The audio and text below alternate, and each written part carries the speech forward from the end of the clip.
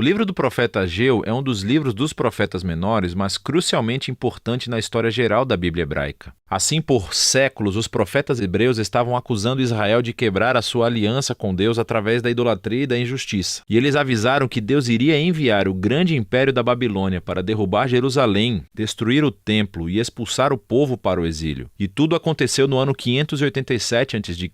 Mas isso não foi o fim da história. Os profetas também acreditavam que ainda havia esperança e que Deus um dia traria de volta um remanescente transformado do seu povo, Israel, para viver em uma nova Jerusalém, onde a presença de Deus viveria entre eles. Quando nos viramos para Ageu, o ano é 520 a.C., quase 70 anos após o exílio. O Império Babilônico recentemente entrou em colapso e o mundo é governado pelos persas. Eles permitiram o retorno de qualquer israelita exilado que quisesse voltar para Jerusalém, que ainda estava em ruínas. E sob a liderança de um sumo sacerdote chamado Josué e Zorobabel, um herdeiro da linhagem de Davi. E um grupo de exilados, todos retornam e começam a reconstruir a cidade e as suas vidas. Lembre-se da história do livro de Esdras, capítulos de 1 a 6. Então temos altas esperanças e o futuro parece muito brilhante, mas na verdade não é, pelo menos do ponto de vista de Ageu. O livro consiste em 4 sessões que resumem a mensagem de Ageu dada ao povo de Jerusalém ao longo de 4 meses. Ele começa acusando as pessoas de terem prioridades equivocadas e sim, elas voltaram para Jerusalém. Mas elas estão usando todo o tempo e recursos para reconstruir as suas próprias casas de luxo, enquanto o templo ainda estava em ruínas devido à sua destruição 70 anos atrás. Então Ageu pergunta: as suas casas são realmente mais importantes do que a sua fidelidade a Deus? Essa negligência, Ageu diz, é o mesmo que a rebelião da aliança de seus ancestrais, e é por isso que a terra ainda é improdutiva, porque eles foram atingidos pela fome e pela seca. E aqui está a citação de Ageu na lista das maldições da aliança no livro de Deuteronômio. E assim, as palavras de Ageu são seguidas por uma história da resposta do povo. Lembre-se também da história de Esdras, capítulo 5. Nós aprendemos que Zorobabel, Josué e o remanescente do povo foram impactados pela mensagem de Ageu e estavam motivados. Eles começaram a reconstruir o templo. Então, na próxima sessão, Ageu segue um mês depois e aborda alguns problemas de expectativas destruídas entre as pessoas. O templo que eles estão reconstruindo é bastante inexpressivo. Não é nada comparado à glória do templo de Salomão, construído aqui cerca de 500 anos antes. E, por isso, a moral estava muito baixo para terminar o projeto. E assim, Ageu lembra o povo das grandes promessas proféticas do futuro reino de Deus e sobre esse templo. Ele cita os profetas anteriores, especialmente Isaías e Miqueias, sobre a nova Jerusalém.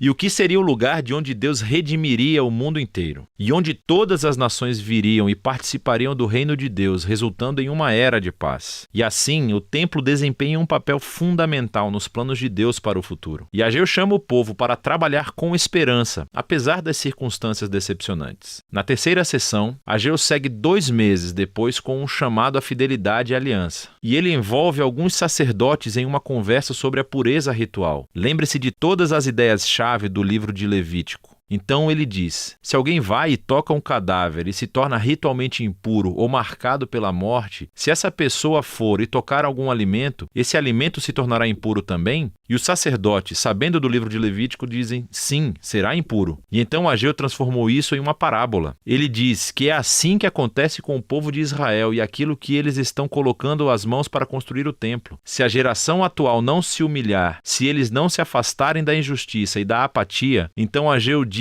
que o que eles constroem com as mãos, incluindo esse novo templo, também será impuro. O desafio de Ageu é que é somente pelo verdadeiro arrependimento e fidelidade da aliança que seus esforços de construção resultarão em Deus trazendo o seu reino e bênção. E assim, em certo sentido, o futuro de Israel estava nas mãos deles. Deus está esperando que o seu povo seja fiel. E assim, a escolha de Ageu diante da geração exilada é muito semelhante ao desafio que Moisés deu à geração do deserto antes de entrar na terra. A sua obediência levará à bênção e ao sucesso, enquanto a falta de fé levará à ruína. O livro conclui com o resumo de Ageu da esperança futura do reino de Deus. Ele fará da Nova Jerusalém o centro de seu glorioso reino internacional e, a partir daí, confrontará e derrotará o mal entre as nações. Ele relembra as pessoas sobre a derrota do exército do faraó na história do Êxodo. Deus cumprirá aqui a sua promessa a Davi e estabelecerá o rei em sua linhagem, e nos dias de Ageu, que foi representado por Zorobabel. E assim o livro termina com um futuro futuro brilhante. Então a pergunta é: será que a geração de Ageu será fiel a Deus? Será que eles irão experimentar o cumprimento de todas as promessas? E Zorobabel, ele será fiel? Será que ele se tornará o rei messiânico? E você tem que continuar lendo os 2 últimos livros dos profetas Zacarias e Malaquias para descobrir. Mas você pode ver como esse pequeno livro contém uma grande mensagem para toda a geração do povo de Deus, que as nossas escolhas realmente fazem a diferença, e que a fidelidade e obediência do povo de Deus faz parte da maneira como Deus escolheu realizar os seus próprios propósitos no mundo. E assim, essa verdade surpreendente deve motivar a humildade e a ação do povo enquanto aguardam o reino vindouro de Deus. E essa é a mensagem do livro de Ageu.